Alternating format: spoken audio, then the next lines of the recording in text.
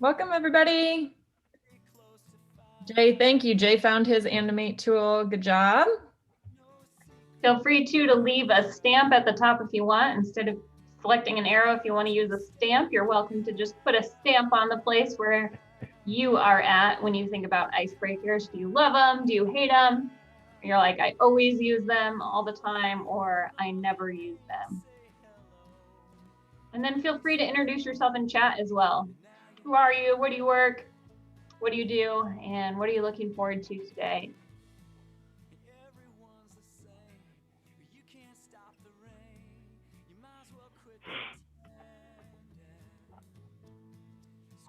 So chat's located at the bottom of your screen. I'm sure by now most everyone has used Zoom, but if you haven't, chat is at the bottom.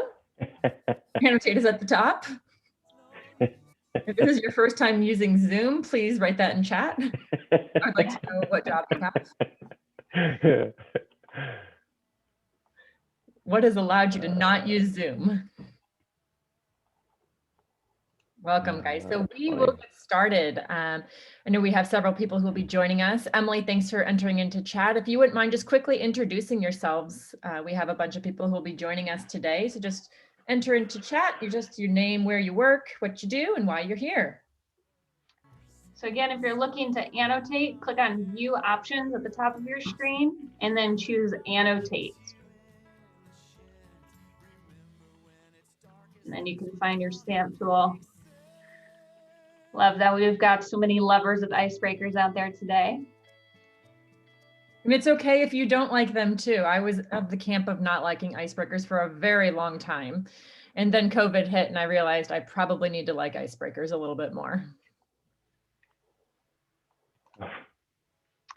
And after you've left your stamp, if you're trying to figure out how to get your mouse back, right on that annotate bar, there's a mouse button.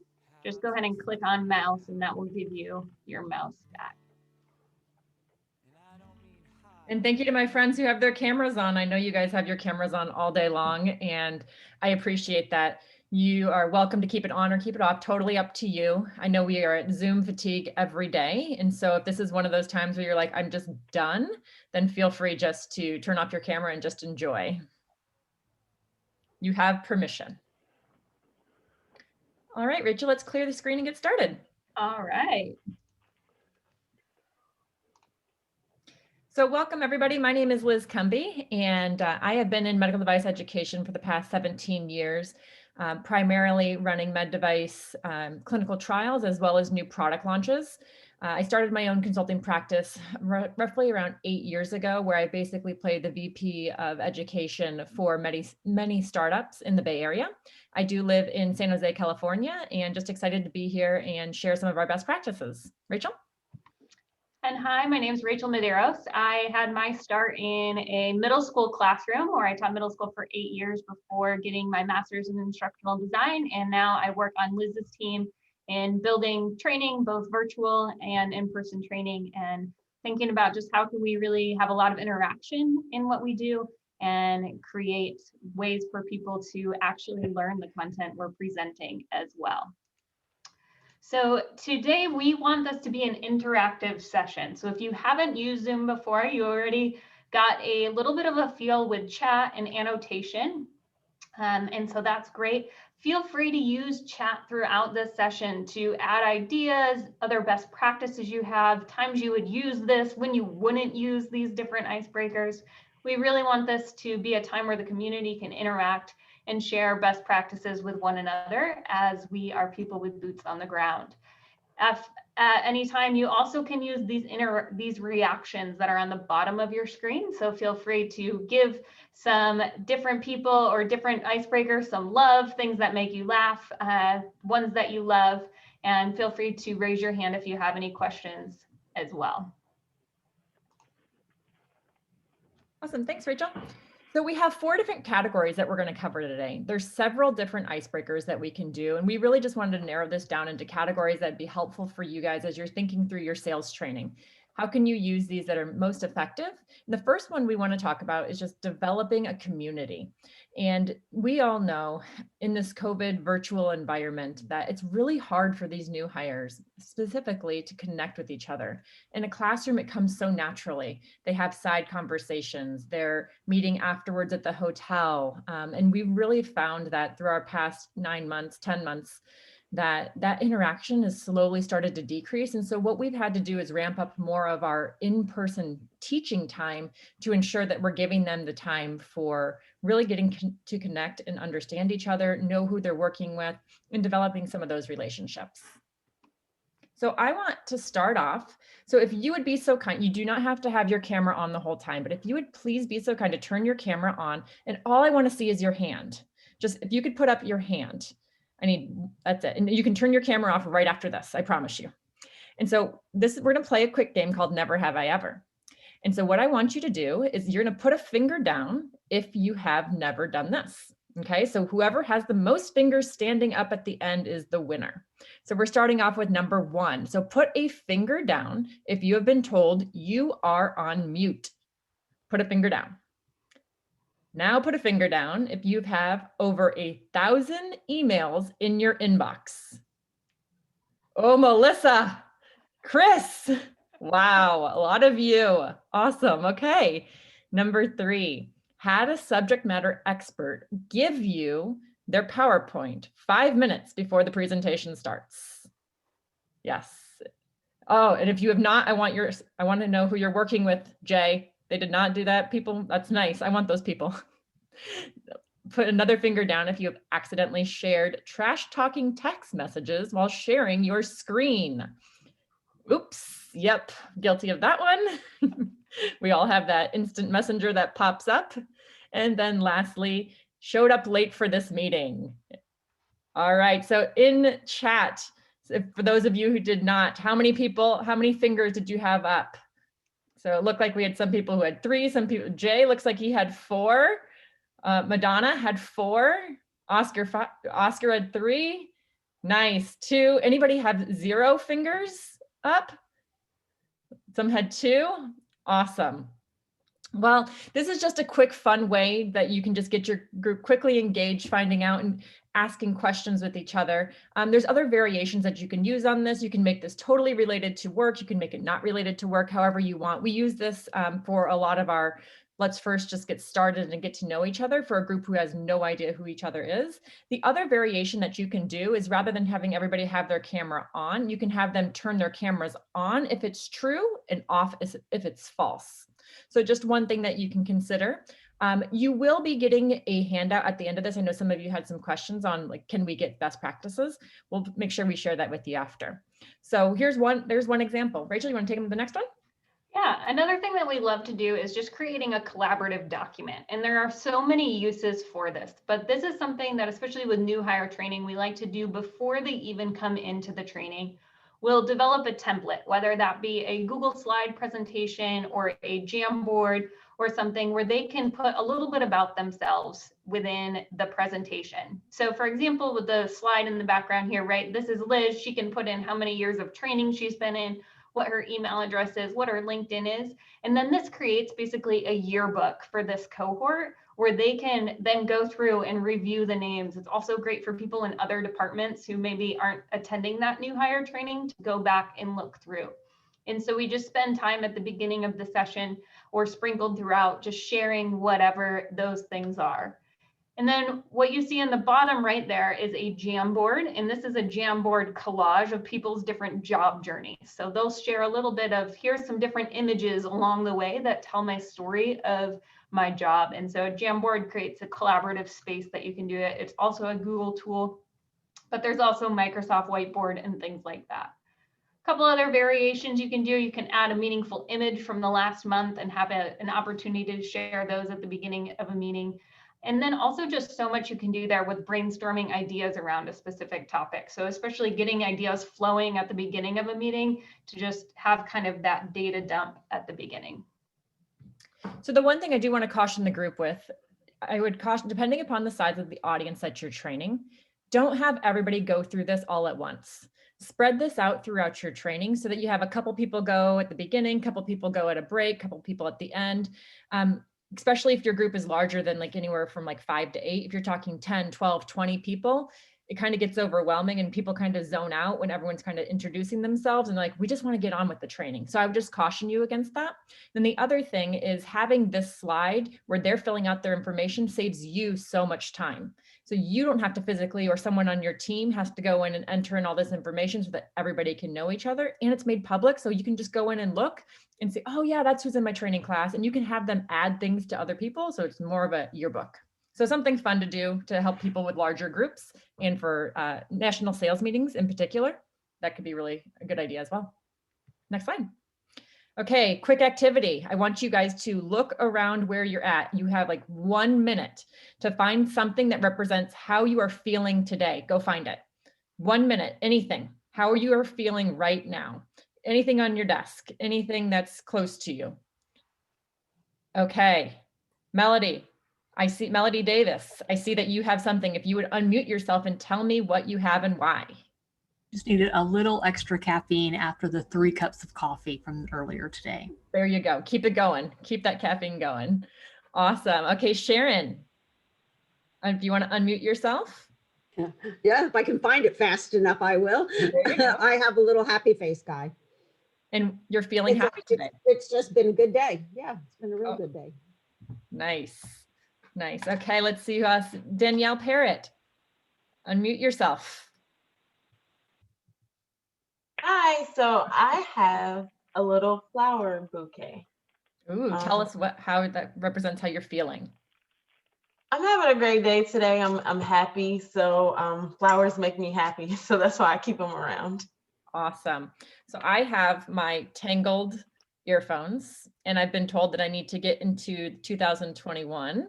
And I was told my family said, Liz, you're not allowed to have wired earphones anymore. But what I'm feeling is I do feel like I'm pulled in a lot of different directions. I do feel a little tangled today. So I'm going to be honest. I'm going to share. I'm going to be authentic. And, you know, I do feel happy, but I do feel tangled. Anyone else? Let's see. Oscar, unmute yourself. I'd love to hear what you have. So this is a little sticky that I keep up by my camera that just reminds me to smile when I'm presenting. And I'm happy to be on the call. So I love Icebreakers. They're a lot of fun. Awesome. Thanks, Oscar.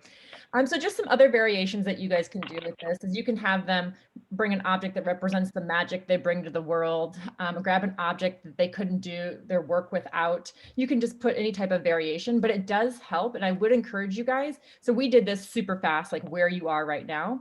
But if you're in a training class, I would have them get up and find something in another room. So it forces that interaction because we're so focused right here, sitting at our desk or wherever we're at.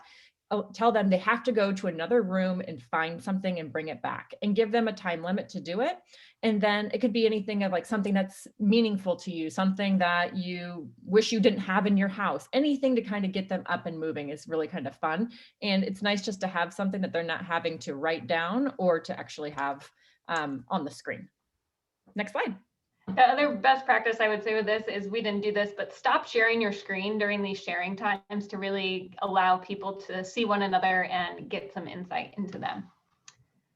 Something similar to that is creating 5 things in common, right? This is something simple that we've done in face-to-face trainings before, but just this idea of, all right, let's get together and find 5 things that we have in common together as a group. So this could be in the large group together, or this could be putting them in pairs in breakout rooms where they then talk with one another, find out the things that they have in common, and then come back and then reintroduce their partner to the group. So just an opportunity to get to know each other. Also, another variation on this is to make a list of 5 things from yesterday's training, to just bring that purpose to that icebreaker and help people to recall what was talked about the day before.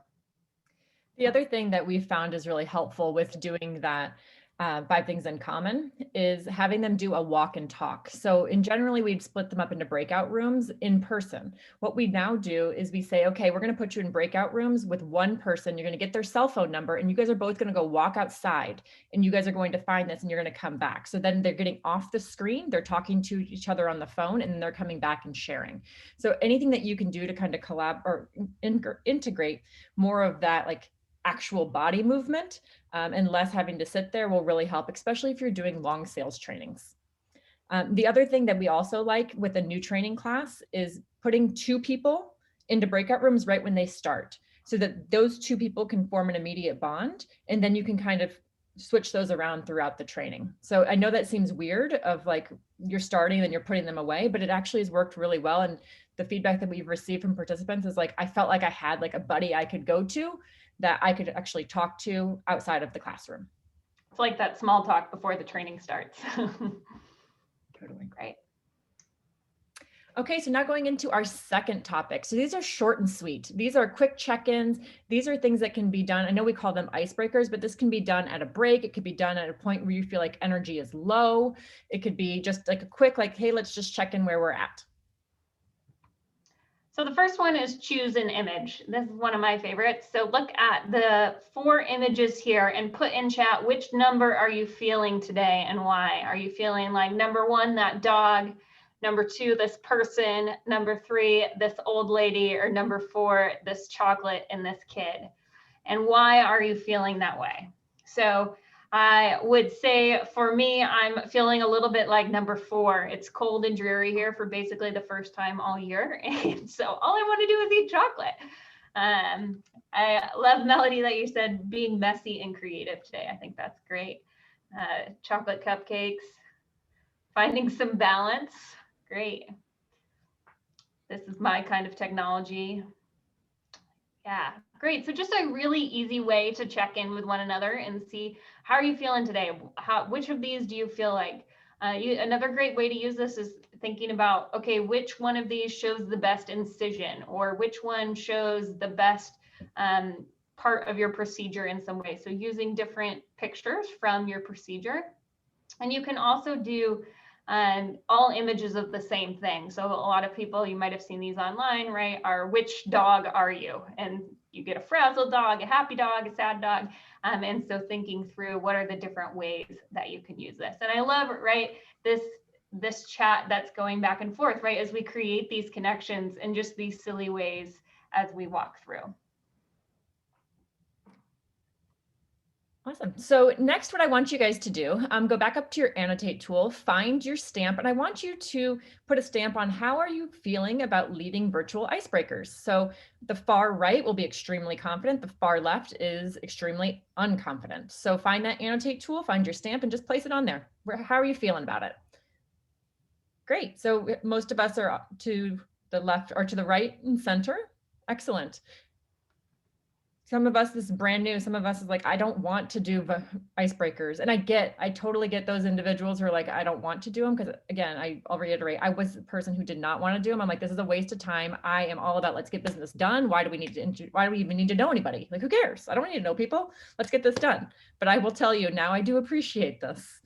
Awesome. So you can use this for any variation. So this is just, we asked you a quick question just about the topic that we're teaching. You can ask about if they agree or disagree. So if you're presenting something and you want to know their knowledge on that, ask participants to identify an extent the exercise was helpful and not helpful. Great. Good. And I love that you guys are using the chat. I love that you guys are putting things like, please feel free to do all that. This is an interactive session. Just because we have a ton of people on this call does not mean that we're not interacting. So we are paying attention to what you're writing on there as well.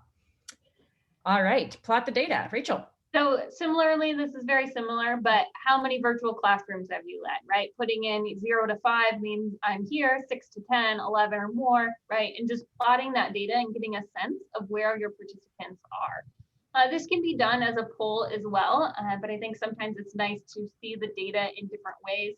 You can use a matrix like we used at the beginning of the call to just get a little bit of a sense of where people are at.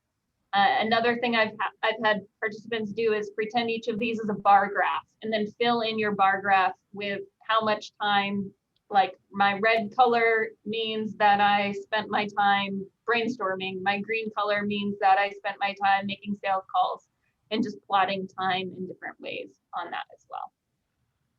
Laura, I see Right. your comment in chat, and I agree that some of these do take too long, which is why we're giving you just some quick down and easy ones that you can just quickly go. It creates a little bit of interaction, and you can see. So for example, this is a good slide right here. So where are you in the world? So we just finished a global training earlier this morning, and it's really cool to kind of see where everybody's at. And so you could see if you're doing just a US training, you blow it up into a big United States map. If it's global training, you keep it where it's at. But this actually also creates some good dialogue of, wow, it looks like we have a lot of East Coasters, which I would assume we would, since LTEN is very much East Coast based, but you can kind of get an idea of where people are at, what cities, what states. So just another really quick down and easy, doesn't take a bunch of time. You can have this right when people log in. You can have it when they're on break. Monica's in North Carolina. Rachel and I are in California. All of us are in COVID land. It's wonderful. And I love too that people are using the chat to answer the same questions, right? Things can be done using chat. So depending on your audience, right, and how tech savvy they are or are not, I think most people at this point have been able to figure out chat. And so a lot of these can be modified for that as well. Awesome. Great. Now we're going to do a little bit of an emoji check-in. Okay, so we already have a lot of emojis in our world. This is something we're used to. But if you go over to the chat, there are two ways, depending on if you are on a Mac or PC, to make emojis come up in your chat window. So if you're on a Mac, if you press Control, Command, and Space, your emoji should pop up. And if you're on a PC, the Start or Windows button, and then the period to make the emoji window pop up. And find an emoji that you feel like, this is how I'm feeling today. Lots of happiness out there. Maybe even we have here a thread like Liz was talking about, right? All sorts of different emojis that you can work with as you explain where you're at today. So again, just go over to the chat, and if you're on a Mac, it's Control, Command, Space. And if you are on a Windows machine, it is Windows button and then period. So just fun. You can also do silly things like use emojis to tell a story of what you did this past weekend. You can also use GIFs or something in a Jamboard, or use one word, just really quick check-ins to gather some data on how the group is doing, and just creates a lot of opportunity for conversation and dialogue. And we can spend more time if we want to share why, for example, Heather feels like a clown, and we want to know these things, right? And so jumping into more. You don't want to know, but it's all good. Oh, Heather, we do. We want to know, Heather. Great. Awesome. So when you guys first signed up for this course, one of the things that everybody entered is what their favorite icebreaker is. And majority said that their favorite icebreaker is 2 truths and a lie. Some of you had very strong feelings towards it, of like loving it, and some of you had very strong feelings of not liking it. And so what we wanted to do is give you some other opportunities, because we all know 2 truths and a lie. And what else can we use that will kind of help with some of these icebreakers? So we're going to go more into the fun and games. So being interactive, fun ways just to practice, or just because. So next slide. Great. So the first one is working together to make some virtual modern art. So this works a little bit better with a small group, but you can have the whole group work together to draw an object. So for example, with this here, the whole group worked together to draw some mountains and a sunshine.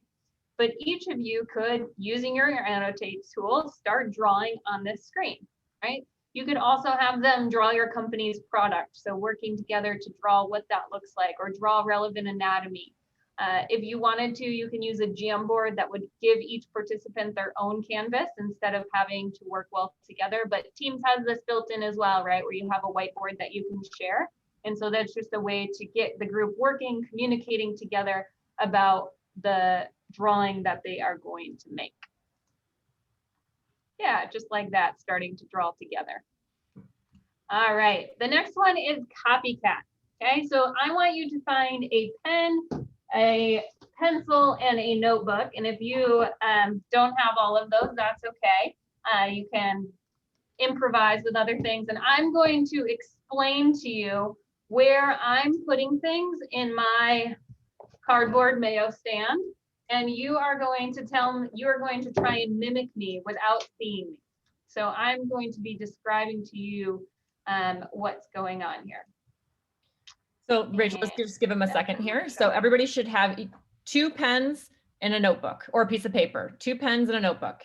We'll give you just a second, give you 30 seconds to find that. If you need to All right. get up and move, you're good. Go grab that and then come on back. So I'm going to start with my notebook, and I'm going to put my notebook in the center of my workspace. And I'm going to make it so that it is facing vertical in my workspace.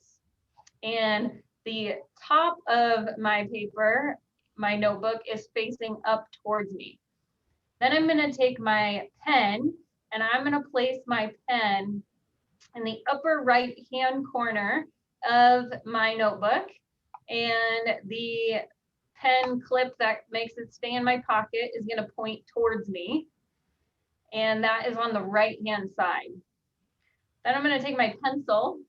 I'm going to take my pencil and place it around the spine of my book, the spine of my notebook. Okay, now here comes the moment of truth to see if yours looks like mine. Let's see if I can get this spacing here. Hold on, let me turn off my virtual background so you can see a little bit better.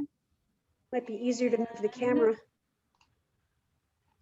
So it should look something like this, with your notebook in the middle, your pen on the top, and your pencil here on the side of it. Okay. Looks like Ray has it. Rayanne's shaking her head. She's on it. Anyone else? Give me a thumbs up if you had it correct. Thumbs up virtually or thumbs up for real.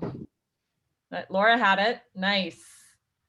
Nice. It looks So like this is a challenge, right? It's a challenge for me to explain in detail where things are at, and a challenge for you to listen and debrief. So this is something that you can just have some fun with, doing it with objects in your swag box or household objects, or you can use it for something like a Mayo stand layout, or to order objects in going through and talking through things together.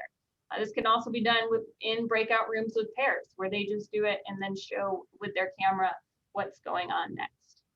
And it's a really good icebreaker for communication, because as we know, as we're training our life science partners, it's so important what they say and how they say it. So this is a really good communication tool that you can start off if you're training them on in-servicing, if you're training them on elevator pitch, if you're training them on case coverage. You can start with this so that they get the idea of like why we are being so specific with the way that they are saying things. And so this kind of opens their mind of like, oh yeah, so it really does matter what I'm saying and how I'm saying it.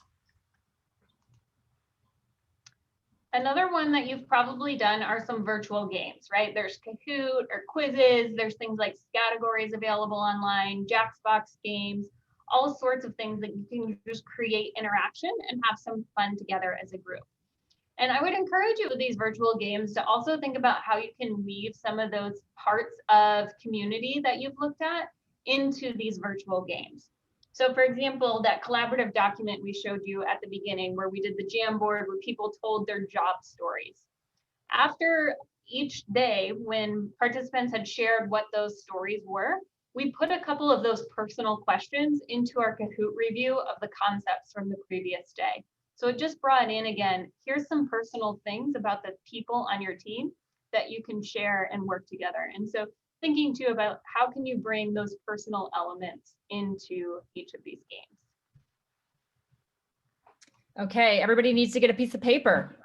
So grab your piece of paper and you need a pen. The first thing I want you to do is I want you to draw a stick figure. Draw on your piece of paper, just draw a stick figure. The next thing I want you to do with arrows, I want you to label superior, inferior, medial, and lateral. So you have your stick figure. I want you to draw an arrow pointing towards superior, an arrow pointing towards inferior, an arrow pointing towards medial, and lastly, towards lateral. Don't show me your picture yet. When you're done, just give me a green check.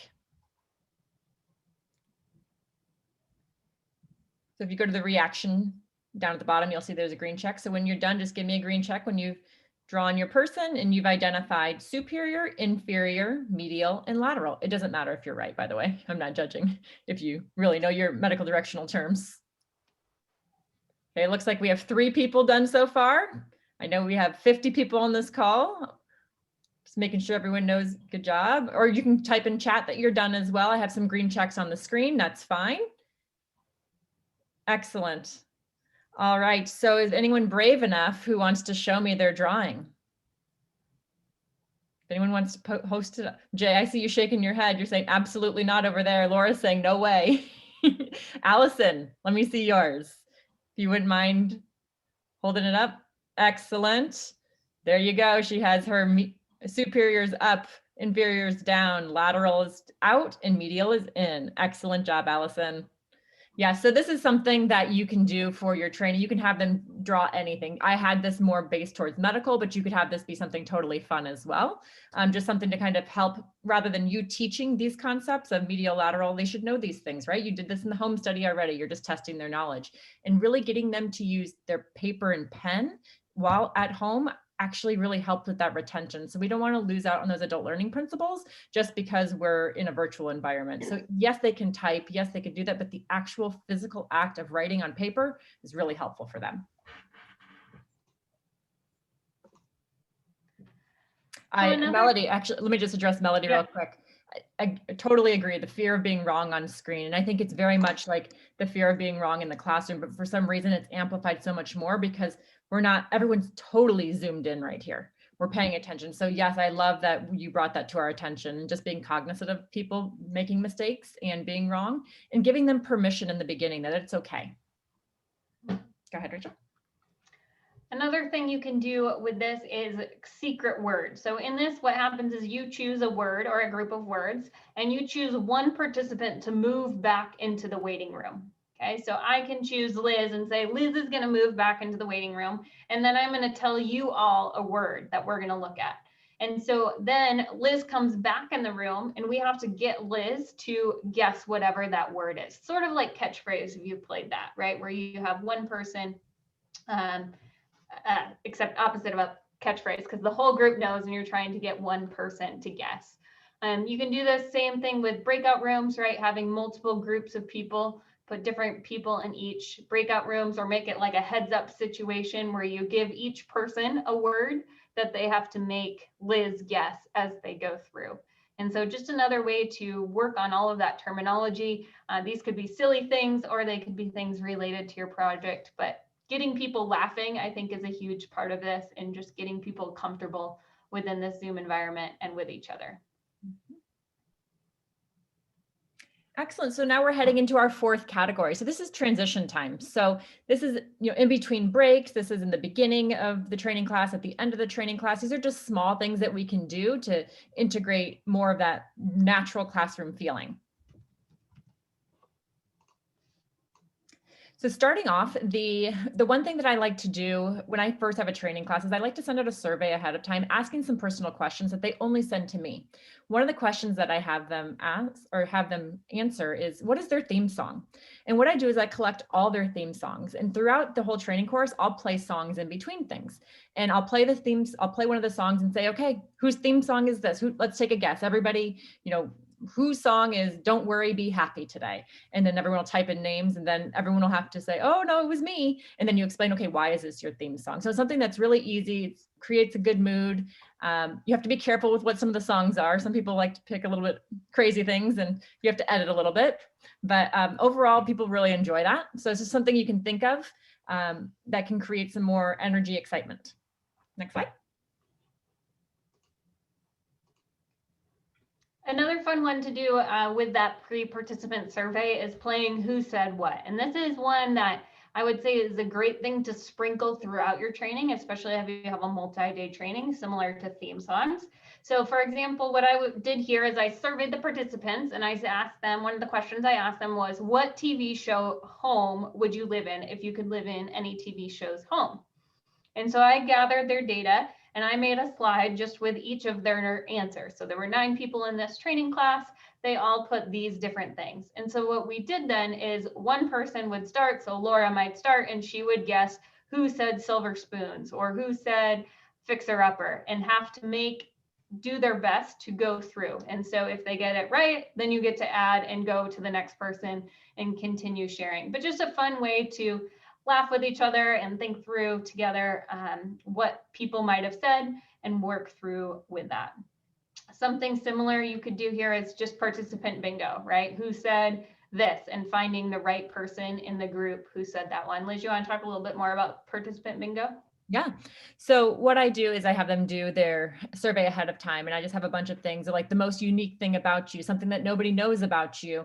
And what we do is we send out the bingo cards. So they have those printed out ahead of time, and then they have to enter them in and figure out who's who. It's really a fun game. I really like it. They just put a lot of free thing, like I have 6 kids, or I have lived in 27 states, just very random things that people are willing to share, but doing that in the pre-work ahead of time, so you are not using classroom time for that, or doing it at a break where you have them go into breakouts and come back with those things, but have them put that all in a Google Doc that only goes to you. So something that can help you save some time there.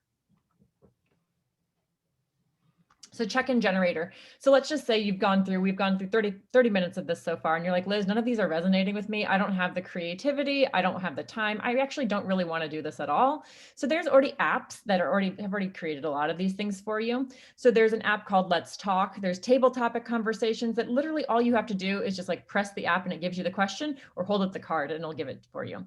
So those are just something that you can do that doesn't require you to actually think too much. And if you're like, these are just not my jam, or I'm just not feeling it today, there's just 2 options for you right there that you can go to. It's definitely something I like to have in my back pocket, just as to fill some of that space as things happen, or you're waiting for your next speaker to come in, something like that. All right. In the interest of keeping us all on time, we are now at our final topic, and then we're going to get a little bit of discussion going. So hopefully you guys have found at least one thing that you think you can apply to your training. So what I'd like you to do is in chat, just identify one that you think that you can actually use at your next training class. So what is something that you can use that you haven't used before? So enter that into chat. Theme songs, Pictionary, great. Yeah, annotation is great. So if you have never used it, the one thing I do want to caution you, if you are using annotation, just make sure that you're clearing the screen, because if you don't clear the screen and you go on to the next slide, it will still stay there. Elizabeth likes the scavenger hunt, using pictures, the walk and talk, anything. I'm also a fitness instructor. So anything that we can do to integrate fitness and movement, we all know the brain works better when we can move the body. So I love that you guys are enjoying that as well. Awesome. All right, so let's go on. Just a couple other tricks that we have here. If you've never used the wheel of names, you can just go to this website, enter in everybody who's in your training class, and then you don't have to worry about calling on people. You spin the wheel and they get to pick. So nobody gets to sit there and do nothing. So that's just a free, quick idea that you can use. And you can choose if you want to eliminate people after they've been chosen to take them off the wheel. It will do that for you automatically to just create some fun around it. Yeah. Another thing that I love to do in presentations is embed countdown timers. So especially if you're doing something like, all right, you have a minute to draw this. I can embed a YouTube timer that's going to have a 30-second countdown timer for my group to use to signal to them, this is how much time you have to do this activity. And the easiest way to do this in PowerPoint is to go over to your Insert tab. And one of them is an online video. And if you click that one, there is a place where you can put a YouTube link. And so if you put a YouTube link, there are so many timers on YouTube actually that people have put together these countdown timers. And you just insert that link and it puts this timer directly into your slide that you can resize. And so I think it's a really great way to signal, this is how much time you have for a break, this is how much time you have for this activity. My favorite person to use, there's a user on YouTube called AV Tech, and he has a countdown for every single minute, like up to 90 minutes, as well as like 10 seconds, 5 seconds, 30 seconds. It's a little excessive, but it's just black numbers on a white background. So I think it fits in pretty well with whatever your template is as well. So just again, a great way to cut down and use this. You could definitely also use this to keep your presenters on time. Embedding it in the corner, I think, would be hilarious. Or if you're doing a competition, right, where everybody only has 2 minutes to share, just a fun way to embed that into your presentation. And then finally, just a few key takeaways that we have come up with as we've been working in this virtual environment. The first one, I think, is to have a purpose. And I think so many times we just throw an icebreaker at the front because that's what you do, right? But really taking a few extra minutes just to say, okay, what am I hoping to do here? Am I purely trying to build community, which is great, that's a purpose, but like actually do that and then take the time to actually build that community?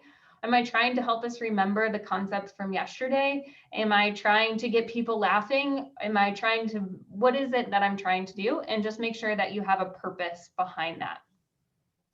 Another thing is to integrate these throughout the course. I think sometimes we just put an icebreaker at the beginning and think, oh, it's going to be great and everybody's going to talk and everybody's going to just be okay. But look for those ways where it's like, oh, energy is dying. I need to do an energizer to kind of pump people up in this. This next one is something that's very near to me, but authenticity begets authenticity. So if you are authentic as a facilitator, the other people will also be authentic. And so I think often we need to share first. So for example, scavenger hunt is my favorite one of this list. And so for me as a facilitator, I want to share first whatever my scavenger hunt thing is and go into enough detail that other people are going to follow and show me a piece of themselves as well. Because if I'm authentic, other people are going to be authentic as well. I think the next one is just reading the crowd, right? Finding when those lulls are, when are people feeling it, when are people not? Throwing in, okay, give me a green check, or do this, or get up, or whatever the case may be, and reading that body language. And then really, finally, just intentional integration of these is so essential, especially in this virtual environment, right? We don't have that water cooler talk. We don't have those downtimes between, well, people are going to the bathroom and coming back in, right? We need to plan for this and work this in to our session.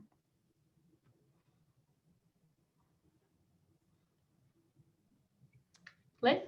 Yeah, so I know a lot of you have been asking, can I get this presentation? Do you have anything that you can give us? Yes, so what do we need you to do? We have in the chat, we're gonna have you fill out just a quick survey and give us your contact information. As soon as we have your contact information, we'll send you out the presentation so that you have that available to you. We also have just a quick one-pager of fun icebreakers as well that we didn't talk about today. The other thing that we would like to encourage you is if you are using these icebreakers, we want you to tell us about it. So we want you to take a picture of you using it, do some sort of visual. We want you to put it on LinkedIn, and I want you to tag LTEN and myself, Liz Cumby. And what we are going to do is we are going to actually select one of you who are going to be randomly selected to attend one of our courses. So we're doing a course called Take It Virtual in conjunction with LTEN that starts on April 27th, and you are going to get free admission. So if you have learned something today and you're going to actually implement it, you post it on LinkedIn, tag us, tag LTEN. We then will be doing a drawing and you will get a free admission. Now, let's say those times don't work for you. We'll figure something out. So fill out the survey that's in chat. We'll get your contact information. We are not going to spam you. We're literally going to send you this presentation. And if you felt like you learned something and you want to implement it, try it out and let us know how it goes. In chat, I want you to, if there's any icebreakers that you've used that have worked really well for you, we'd love to kind of hear, and any questions that you have, enter them into chat or unmute yourself, and we're happy to answer any questions you guys have.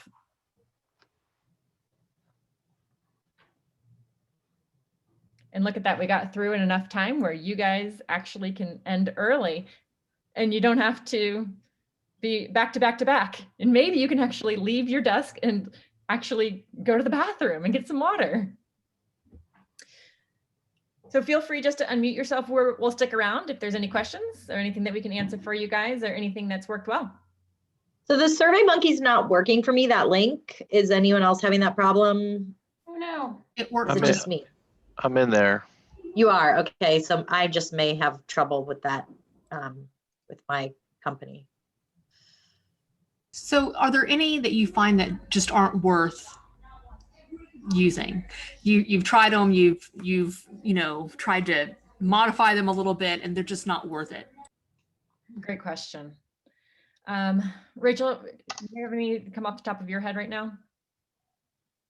No, I think what's interesting is I think some of it is dependent on your audience, right? And choosing the right thing for the right audience. Because surgeons want one thing, whereas sales reps want another, whereas execs want another thing. And so I think it's more about kind of tailoring it to the audience and the purpose that you're looking for. And people like different things, like Liz said, with the 2 truths and a lie. Some people love it and some people hate it. And so I think it's just so interesting, even that, right? You're not going to win them all. But Melody, I do have. Yeah, Rachel. Oh, go ahead. No, please. Yeah, no, sorry, Liz. Listen, coming from my position, because I know there's a lot of learning and development people on this, there's a lot of application with our sales teams. When you use it, in what form, there's no way I'm going to answer that right now. There's too many good examples. So my advice to everyone is, sometimes we have to think situationally, where would it make sense and how long should they be based on an hour teleconference on business. But I'm going to tell you that these integrate well, especially with new teams. Our company's gone through some restructuring. So I got to tell you, I love it. I didn't know I thought this was, believe it or not, about icebreakers to physicians that I could, but this is very applicable. I think timing of everything, you have to put some thought into it. Pulsing it, if you have a 5-hour meeting, but I got to tell you, high five, the way you all explained it. I can guarantee you we're going to use it, but to ask me what I like the most, I got to tell you, it's a little bit overwhelming because there's too many good examples.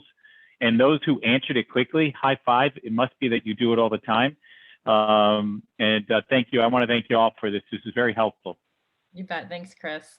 And I think just to add on to what Chris said and what Melody asked, I think there's certain times when icebreakers are not appropriate. And let me share some of those. So it's not necessarily what icebreaker, I just think in general, it's not appropriate. So I think when you're having a meeting to discuss anything that's a crisis or an emergency, not the time to start like getting to know you, not the time to start how you're feeling right now. Like we got to get down to business. When you're working under pressure, and I know you guys are all looking at me, I'm going to laugh when I say working under pressure, because yes, every day I know we're working under pressure, but you know what I mean. If it's something where, like layoffs are coming, if you know that elective surgeries have been canceled, if you know that your reps are really struggling with virtual selling and you have a group of people coming together to solve that problem, now's not the time to start asking, fun little like games or putting, happy music on. Like just keep that down for that meeting. If there's a ton of stuff to get done in a short amount of time, don't waste your time with that meeting of doing some sort of icebreaker. You can do a quick, like, how you feeling, a quick check-in, like a 1 or 2 minute. Anything over 5 minutes in a really important meeting, you've lost your audience. If senior leadership decides to join your call and you're trying to show them like, wow, look how great my team is. Let me show you, let's have your senior leadership get to know your team. Maybe that's an appropriate time, but most of the time senior leadership doesn't want to go through all of your like intro work or your end work. They just want to know what you're doing in there. So I think that's another place that you might want to be cautious. And if people are in regular contact. So if this is a team that you're working with on a regular basis, you don't really need to do icebreakers every time. It might be appropriate if you're doing like a quarterly review or if you're doing something, gearing up that seems, but for the most part, if you're just meeting on a regular basis, maybe not the best time to use icebreakers. Monica, baby pictures, guess who? I do. That's a good one. I like that. That's a really good one. Any other questions that we can answer for you? Jay. Yeah, this is Jay. I have a question. Well, first of all, let me just say thank you. This has been a great session. Just when I was getting bored of the typical stuff that I do, now I've got some new ideas and things to implement. So thank you. Nice. I have a question about how you obtain some of this information prior to class. So for example, the theme songs or the who said what. Yeah. I think I heard you say something about Google Form. Maybe I might be dreaming, but I'm just wondering how you obtain that, if there's a good way to do it rather than through email. I came from a company where we used Smartsheet, and I don't have that where I am now, and that was helpful to obtain some of this. So I'm wondering if you have any best practices on how to gather that, particularly when you have a large class. Yeah, so Jay, we use two different forms. We use Google Form and we also use SurveyMonkey. SurveyMonkey, you can put up to 10 questions for free in there. So even if your company doesn't pay for it, you can use that. Alternatively, Google Forms is free, and then you just have them enter that directly in there. The only thing that the advantage of having SurveyMonkey versus Google Forms is they aggregate the data better in SurveyMonkey, but either one work. And SharePoint has Microsoft Forms as well, which will export to a Office Excel sheet, Office 365 Excel sheet. So you can build it in that as well. Cool. Thank you. You're welcome. Hey, Liz. Yes. I'm not getting your @to work on LinkedIn. Oh, is it Elizabeth? I just want to make sure that it's just Hold on. because, yeah. We got to get that right. That's, yeah, right. Let me check into that. I'll do that and get back to you on that. Okay. It should work. I wonder why I will, and then we'll send an email out to the whole group too if there's something that needs to change on that. Thanks. You bet.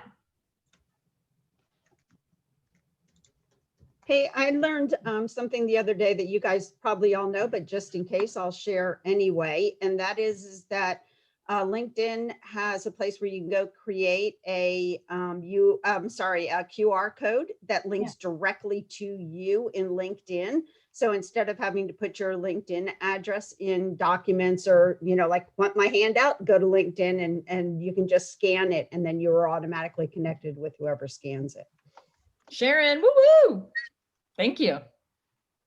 It makes it really easy. You just can't control who scans it. You mean, I think what you have to do on the LinkedIn one is you have to do linkedin.com/in/Liz Cumby.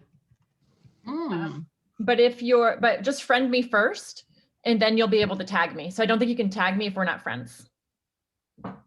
So just, and it's Liz Cumby, I think it's Liz or Elizabeth. Liz. The other thing that we did not talk about, I don't know if you guys have these cards, but hold on, let me see if I can figure out how to get these cards going for you. Here, let me turn off my background for just a second. These backgrounds are great until they're not, right? So we have these cards that we use in our trainings. We give virtual high fives and then we give you're on mute. So I know that those are something that we tend to really use in our trainings, not necessarily an icebreaker, but something that can help you. I've never participated in an online session like this where people just were hanging out like this because we just loved it. I've never seen this before and I'm just kind of marveling at it. Oh, good. Yeah, no, I think it's so important for us as educators just to connect together, and we're all going through this together. We all why are we keeping any of this knowledge to ourselves? We're all trying to do the same thing, to get our learners who have been stuck inside their houses to engage and retain what we're doing. So anything that we can do to help you guys, feel free just to reach out. We do this every day, meaning we work with several different companies that are all experiencing the same thing that you guys are. And we're playing that VP of education and trying to really make sure that both surgeons and reps are getting what they need, which oftentimes we can't do in this virtual space. And I'm going to say can't too, because I think oftentimes our senior leadership, you can do everything virtually. You can get it done. It's fine. They'll be good. No, it's not always possible. And so I give you guys a ton of credit because I know how hard your jobs are. And I know how challenging it's been to go from the past 9 months of doing everything in a classroom to now having nothing that you can do in the classroom. So kudos to you guys. What else can we help you guys with? What other challenges are you having? It doesn't have to be icebreaker related. It can be training related. It could be getting engagement. It can be anything. We'll share whatever we can.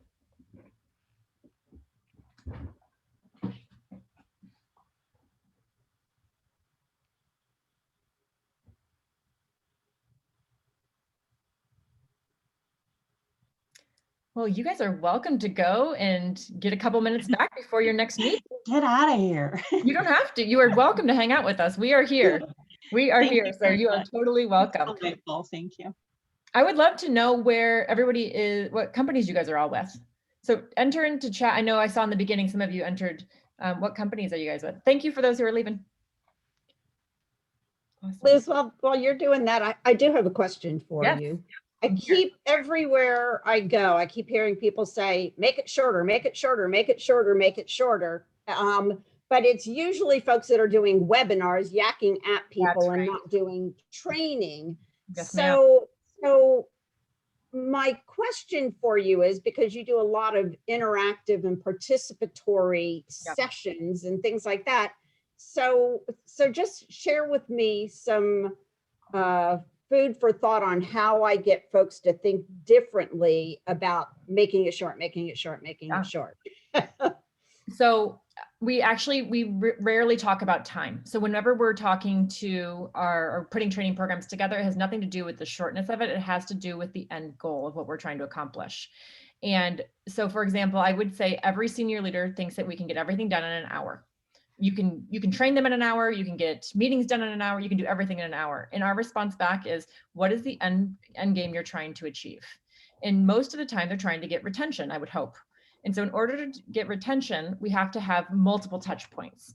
And so what we like to do is we do a lot of self-learning in this virtual environment where we do our rote memorization first. So have them go through all that. We use our classroom time for more discussion and participatory based education where they're teaching us. And then we're giving them feedback, what's working, what's not working. And then we use the video component where they have to go and show us that they perfected whatever the skill is that we've been working on in the discussion. And then we come back the fourth time to then debrief what they've done in that individual recording session. So I think it's really how you're piecemealing, which is very different for most people that are not in education, to have like your training that used to be, 1 to 2 hours in person is now going to take 5 days. Because you're going to have a day of home study. You're going to have a day where it might be an hour in person. You're going to have another day of them doing their home study, another day, which is just an hour of them getting feedback. And so now we've turned their 2-hour training where they'd be just focused here into 4 hours spread out over 4 days. Gotcha. So Thank it's you. Totally different mind shift. But I will tell you the thing that's worked for us, especially speaking with VPs of sales, is we're not taking them completely out of the field. We are asking for their undivided attention for 1 hour for 4 days. And so that resonates more than like 2 full days out of the field. Now we're taking an hour.